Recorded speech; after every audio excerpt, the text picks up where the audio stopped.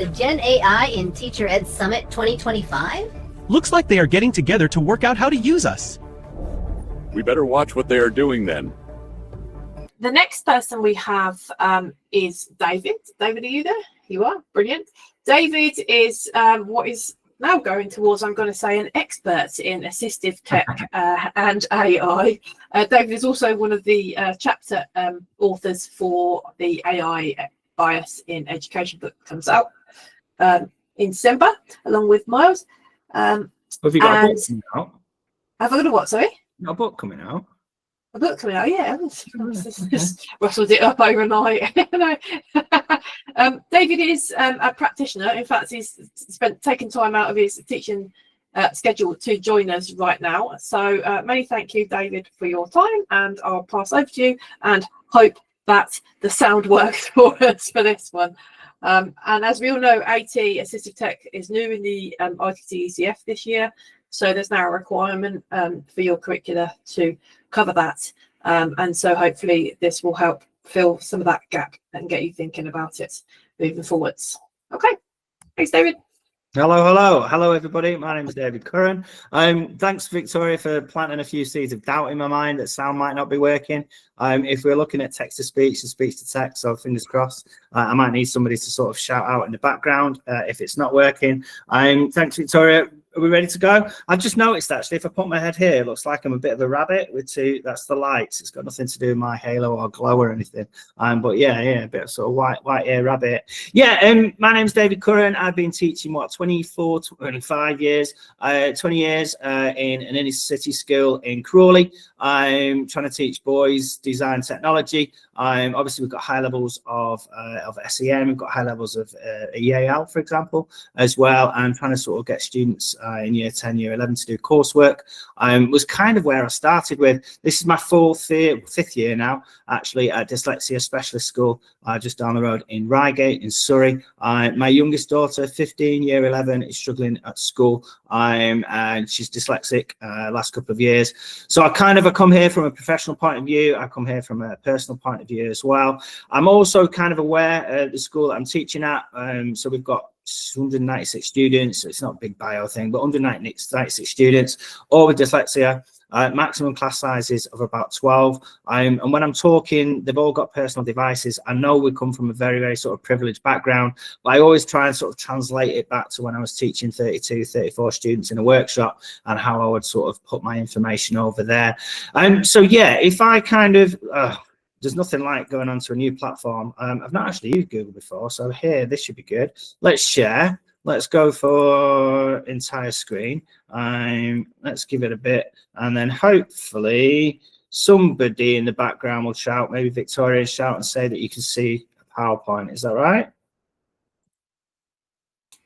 Yep, we can see it, but it's in the editing view, so we can see all your slides as well. Beautiful. So right, there is a reason for that. I'm going to show you a few things. Hopefully you'll kind of go, well, this is boring, I know all this, in which case pat yourself on the back because you're already doing an amazing job. But hopefully, let's say within the next half an hour, I'll show you a few little sort of quick wins. And one of the first one, the reason why we're sort of in this editing one, I don't know if you can see my next slide. So my next slide, for example, we do this quite often. We produce these little PowerPoints and we sort of depend on them and we use them over the years. One of the easiest ways, we're going to look at accessibility, is by just using our little review here. So by looking at our review, looking at check accessibility, before I use my PowerPoint, I can go through and I can check. I've actually gone through, and this little hard to read contrast was my little box here. So immediately all I need to do then, for example, is change the highlight. So it tells me immediately, it goes through, it tells me. So people, for example, with sight impairment, it makes sure that everything's in order. So when they're listening through to your PowerPoints, everything's in order. It's got a title, for example. If there's a little cartoon here, for example, there will be a little alternative box, so it kind of explains to people. So just simple things like putting accessibility features into your PowerPoint, really, really powerful, really, really helpful, and particularly if we're going to share those. The other one as well I want to show you is up here. Always use subtitles. Don't know why. But yeah, our teenage population seems to have developed this love for subtitles. Just by putting subtitles on, can get sort of attention. It can also help those students take the information in, particularly if, like me, you talk a little bit fast or you've got an accent and the students might be sort of struggling with some of the words. What I have found from here, I did some work with a school before the summer holidays, and they've got quite a few Ukrainians in there. What you can actually do is set the title. It will translate for you. So I can set that. So as I'm speaking in English, it's actually put in Ukrainian subtitles underneath, for example. So that's a nice little sort of easy win. So if I switch this on, and now I go to my PowerPoint, and hopefully, while I'm talking, you should have little subtitles underneath, and that can help with the accessibility feature. So yeah, it's all about lowering the barriers. So I've got this little guy in a wheelchair. Please, can you shovel a ramp? And the caretaker, like we all do as teachers, we feel as though we're doing the best by sort of doing what we can in the time we're given to maximize the number of students that we can sort of impact on. So as he says, all these other kids are waiting to use the stairs. When I get through shoveling them, then I'll clear the ramp for you. And as he points out, but if you shovel the ramp, then we can all get in. So I'm not talking from an SEN or SEND point of view all the time. By lowering the barriers, we're kind of increasing accessibility for all our students. And yeah, the big thing at the bottom, assistive technology and AI, which you've been hearing some great stuff, and I've been teaching all day, so I'm looking forward to the recording, plus the human in the loop. All right, we never want to get rid of that human in the loop. Equals amazing opportunities for all learners. What this session will cover, so we're going to look at some accessibility features, some text-to-speech, speech-to-text, talking about low cognitive load tools. We're going to talk a little bit, kind of just briefly over a little bit of AI, generative AI that you mentioned, and then some access. I'll kind of signpost you rather than spend time with that because you've kind of done a lot today. But like I say, I'll signpost you into some of that. Accessibility features. I'll make sure that this PowerPoint is available. We use Microsoft at school, so it's kind of my #1 go-to at the moment. So Windows and Microsoft, but what I'll do is I'll kind of demonstrate it and then I'll signpost you. So if you're an Apple school, if you're a Google school, okay, whatever I teach you here or whatever I show you here, I'll show you where the features are for your individual school. And one of the easiest ways, if we kind of dive out and then just click in the bottom, any Windows, so there should be accessibility features. Now, my daughter likes to laugh at me with my iPhone because I've got the text on massive so I can read it. The other option is put it on the other side of the room so I can read it, but I can't seem to read it up close. So within, if you've got iPads, I'm thinking, just click on settings, click on accessibility, and there'll be a whole heap of stuff in here for you, he says. So there's my accessibility, few quick wins. This is the keyboard. Mums and dads out there, when you go back to your laptop, yeah, and your kids or your daughter or your son has put the mouse massive, that's where they've found that. Okay, so nice little wins there. Back into accessibility. I can put my magnifier on. People with visual impairment or kind of optical stress, for example, might play around with the color features. A lot of our students seem to like this inverted at the moment. That seems to be quite popular and quite fashionable. But again, playing around with just the color settings on there might just take some of the intensity out of the color, which means that we're a little bit more sort of able to sort of distinguish between particularly colors, or when we've got sort of text boxes and various text boxes. What else is in there? Accessibility features, colors, text size might just be something as simple as if your student's struggling, you just increase the size of the text on the actual screen for them. Loads and loads of stuff. So yeah, settings, accessibility. I've done it for Windows. There's the little link for your Apple, for your Android, and for Google. It's all there. It's just having a bit of a play around. When we're creating resources, British Dyslexia Association, it doesn't kind of say one font over another, but to reduce the kind of the amount of Times New Roman, for example, those little serifs. So it talks about using sans serif fonts such as Arial or Comic Sans. However, saying that, I had an interesting conversation yesterday with some of our Year 11s about whether or not you should use Comic Sans to do an application form.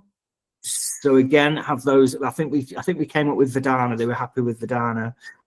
Font size 12 to 14 are equivalent. Okay, otherwise things start to merge and we can't differentiate or distinguish between the letters, between the words. And again, Open Dyslexic is a particular kind of font. I put the little download on there if you want to use it. I'd say a whole heap of resources you can go back to in your own time.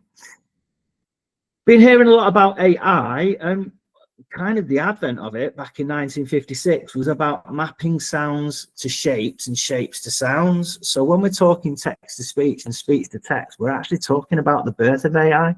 And it's kind of one of the first initial, and code breaking, okay? It's kind of where we're at. When we're talking nowadays, this generative AI, sort of since sort of November 22 with ChatGPT 3.5. So AI has been going on for an awful long time. So when I'm talking about assistive technology, it is a branch, it is a form of AI that I'm talking about.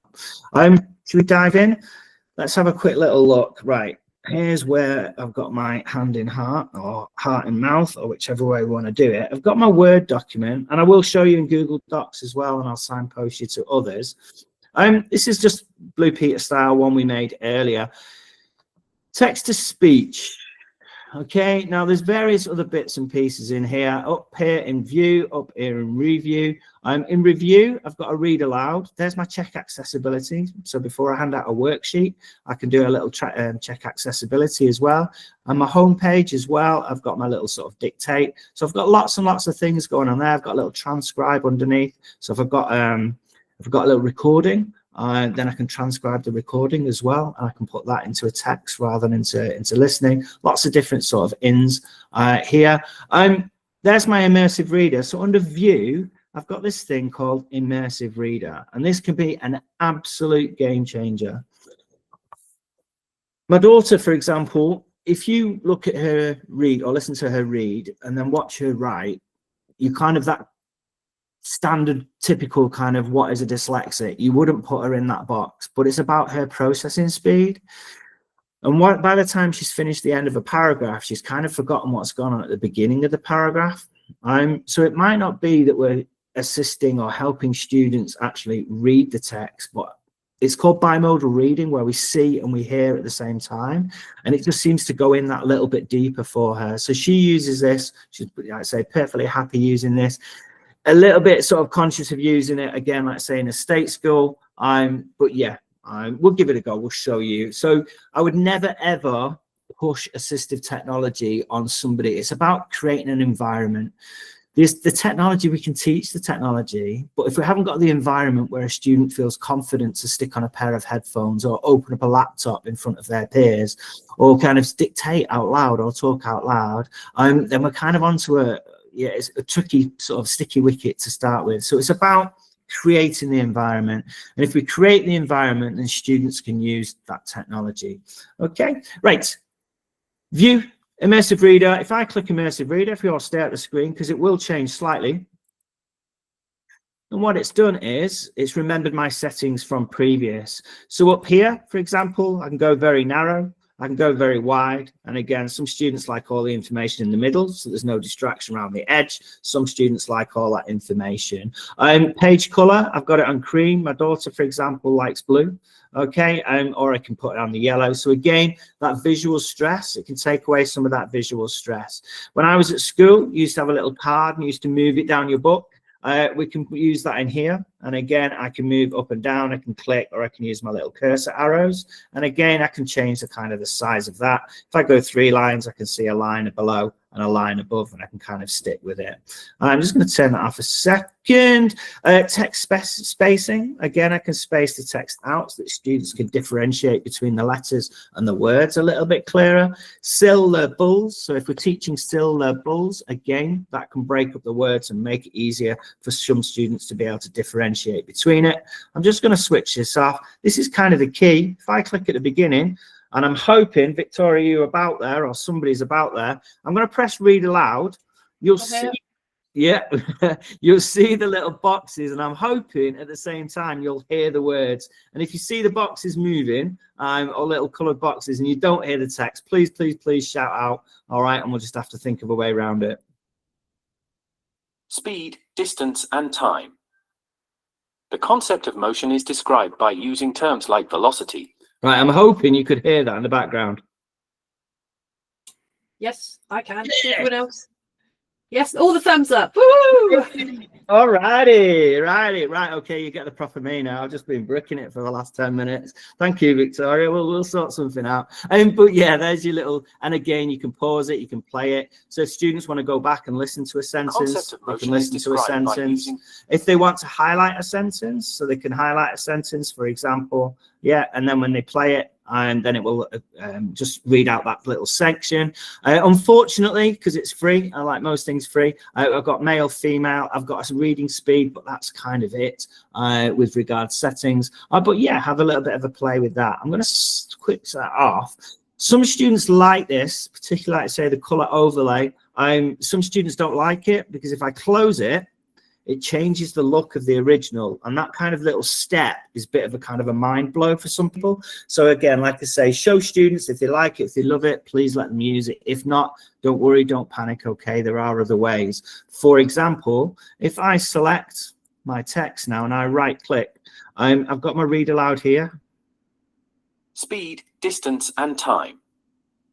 The concept of motion is described. Yeah, and again, really helpful if they're doing comprehension, for example. They can split screen, so they've got their questions or their answer sheet, and then they've got this little text that they're looking at. They can pause it, they can rewind it. Yeah, they can kind of go to the other page and kind of answer it. Really helpful. And again, you kind of think, well, how long has it been there? It's kind of always been there. With the advent of the cloud, that pushed the processing onto the cloud rather than onto your device, and increased the power of this, but it's always been there. Bill Gates was dyslexic, so a lot of Microsoft products have got dyslexia or got accessibility features actually built in and embedded in there. Once you're kind of there, there's lots and lots of, and I'll come back to it in a minute. It's kind of in all Microsoft products, which is the reason why we use it. The flip of that, and like I say, I'll show you Google in a minute, is this thing called Dictate. And again, if you've not seen this, it's front and center on the homepage. And again, just a simple little click. With our students, we use headsets, and we use headsets with an inline switch. And on that inline switch will be a mute button. So what we'll do is, and you'll see it when I click it, there's like a second or two delay. So we can't use this on the internet, okay, because I've just mentioned it's cloud-based, but I'll show you some examples of kind of licensed software as well. So it's creating that environment. I said it's about teaching them how to use that technology and creating an environment. So for example, if a student is about to dictate, what I would say is this: click the little mute button on the headset, okay, and when they're ready, then they kind of go for it. We're not shouting, we're not projecting, we can talk just confidently. Like I say, our classrooms, we'll have 12 students maximum in a class, but the classrooms are quite small. We're a bit sort of mini Hogwarts type. So our classrooms are sort of quite traditional, quite small classrooms, but I can get 12 students in quite a small classroom, all dictating at the same time. It is possible, and quite often students will produce a load of work and you don't actually hear them now.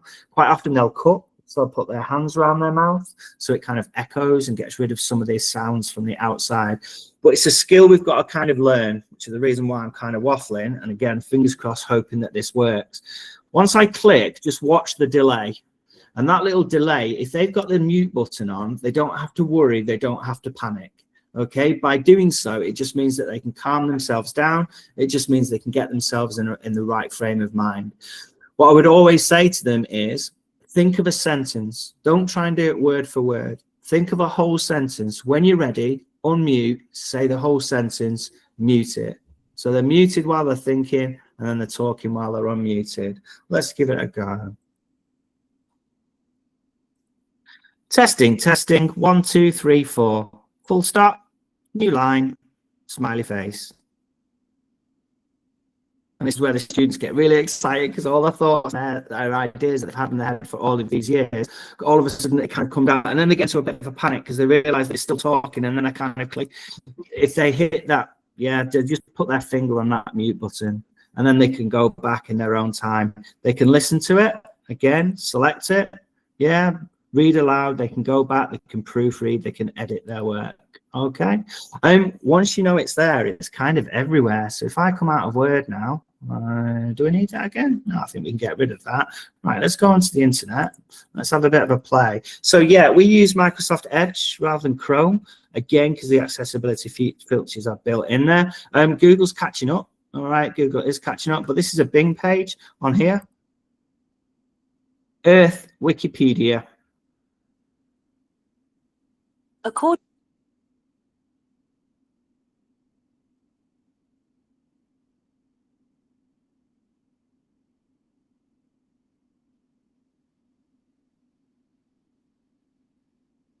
And again, I mentioned before about my accessibility features. So I've got my narration switched on, so it reads the first part of the web page. So I can click on the web page if that's the one that I want. Again, now I'm inside here. I can collect, view more tools, and there's my read aloud selection in there. Okay, I can translate, so you can translate pages as well. If I've got a box now and I want to talk into this, I want to dictate it, and I've not got my little microphone, here's a handy little hint, and Miles might tell us. I think this goes back to old computing, where the first thing people used to do was hello world. But on your keyboard, if you've got Windows and H for hello, my little microphone appears, and then I can carry on dictating into the box. So this can be really handy with, for example, our students that are doing Scratch programming, so they can actually use this to dictate their information in, or we make little sort of speech bubbles and their little sort of Scratch character then dictates in. And again, once you kind of know it's there, it's kind of everywhere. If I just flick through, I'll show you the presentation. Sorry, yeah, got students moving around outside and between lessons. So I've done text to speech, speech to text, dictating Word. Great. I mean, our students use it. I use it. So, for example, when I'm doing my reports, I'll have what they've made in front of me. I'll have their designs on the paper. I'll have my mark book open in front of me. And in the background, I'll have a Word document open with Dictate. So as I'm kind of looking at these things, I can dictate onto my Word document. When I'm finished, I can pause it, and then I can kind of go back and I can use my ChatGPT or whatever I'm using in order to be able to sort of organize my thoughts, provided I've not got any personal details on there. Okay, we've looked at Bing with a little microphone on here. We've looked at Windows H for Hello World. We've looked at check accessibility before we create worksheets, for example, and hand those out. Yeah, so immersive reader we've looked at. We've looked at read aloud online. We've looked at it in Teams, so 3 dots. There's my immersive reader, so students can read information on Teams as well. You can listen to your emails, for example, while you're doing other things. If you've got iPads, or if you want to for yourself, like I say, my daughter, I've put it onto her phone. Microsoft Office Lens is a free download, and you literally point your camera at it, click it as though you're taking a photograph, press finish as though you're going to store it, and immersive reader is an option on there. So for example, we took students to the design museum last year, so they could use their iPads when they're looking at a design, for example, and then next to it is like the instructions or the explanations. They can then take a simple little photograph of it and it will read those words out for them. And again, free, absolutely free, and we like free.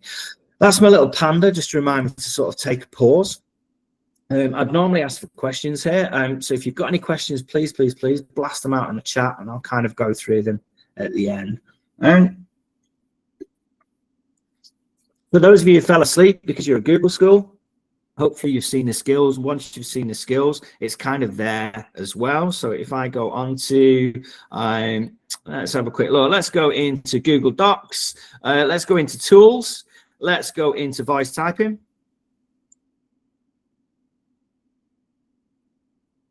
Testing, 1, 2, 3, 4, full stop, new line, smiley face.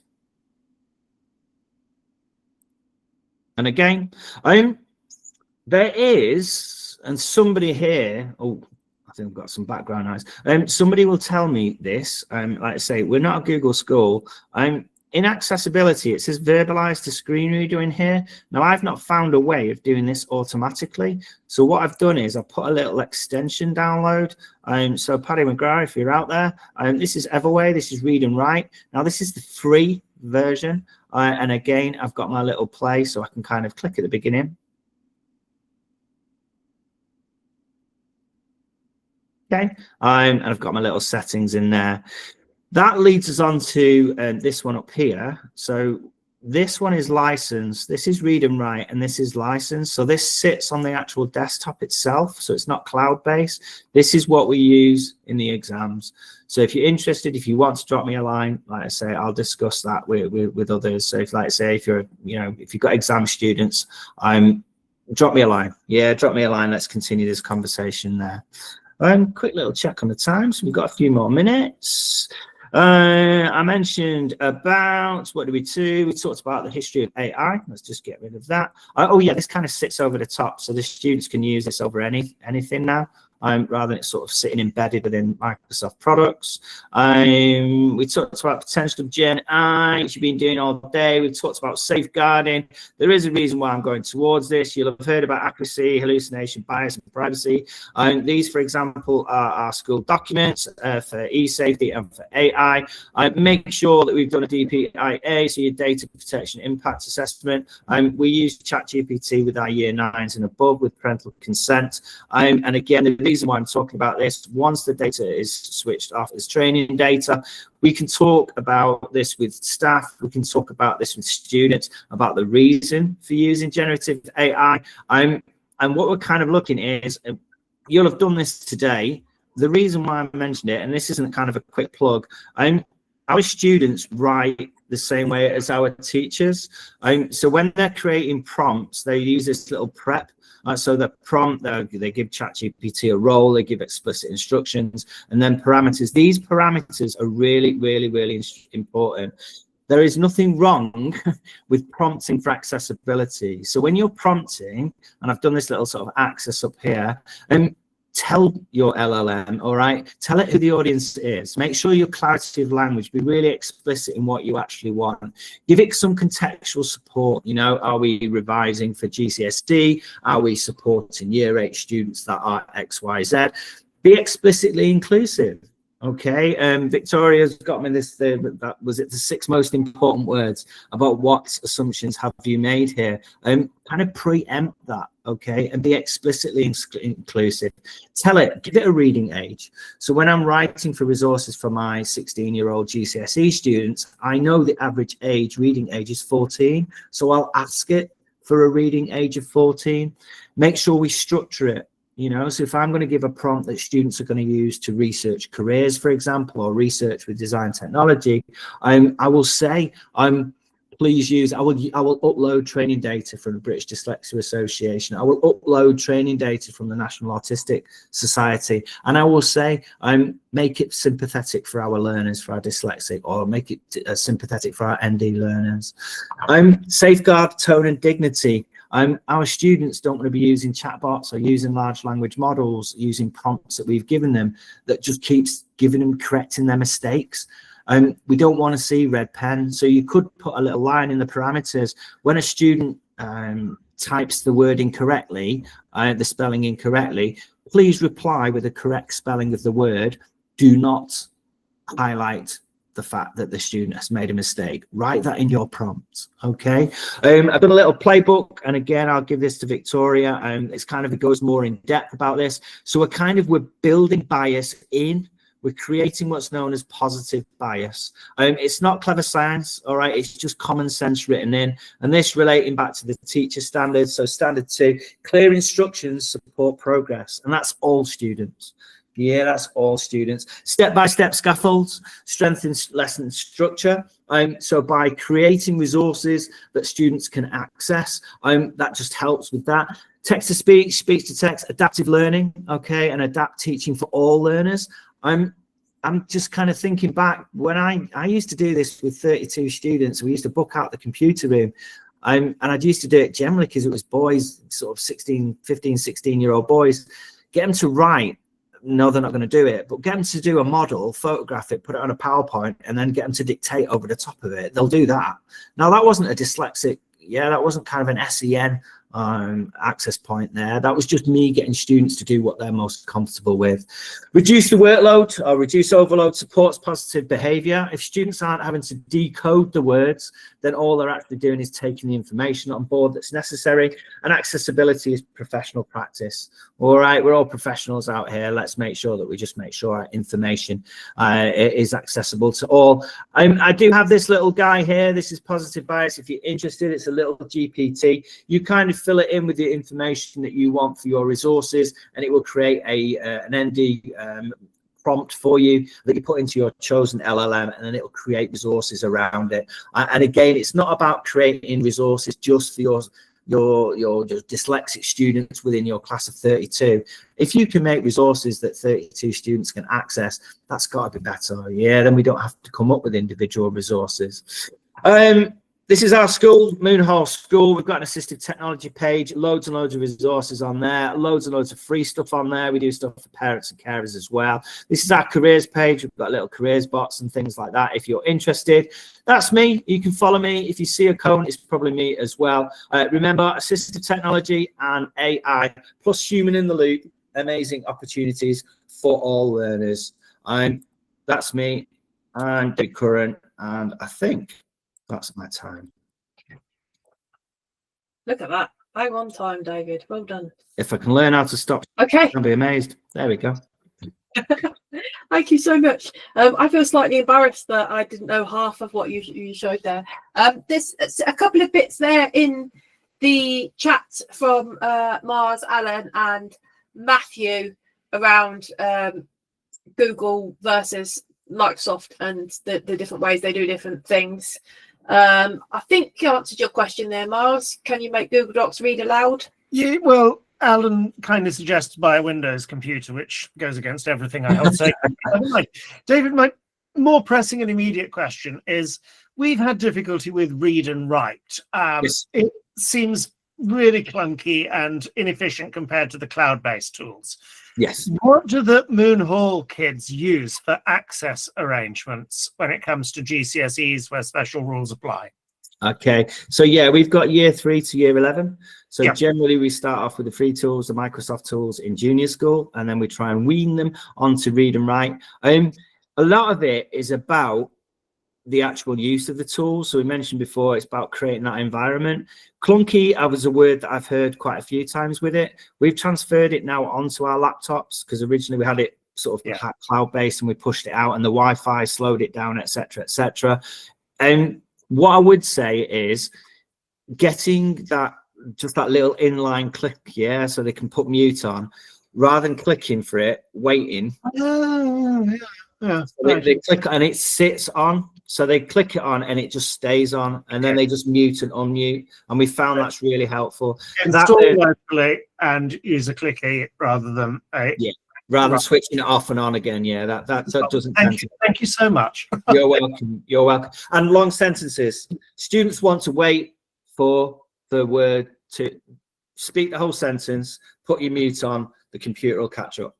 Thank you.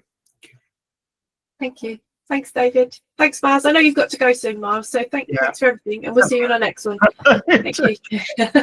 Thank you, David, so much. I will try and cut up these recordings into kind of some key points and key tips and assets if I can work out how to do that over this week, because there was a few really useful kind of little shorts we could kind of make out of your advice there. So I'll chat to you about that. Thank you so much, and thank you for taking your time out of your school day as well with your bunny ears and your cones. The little bits like sort of text to speech and speech to text. We've got the little videos, so we'll work together and we'll push out those as little videos. Yeah. Brilliant. Yeah, let's do that. I'll chat to you later. Thanks very much. My pleasure. Bye. See you again. Bye. Bye. Thank you. See you. Okay, and last. Do you think we got away with it? I'm not so sure. Better keep an eye on this lot.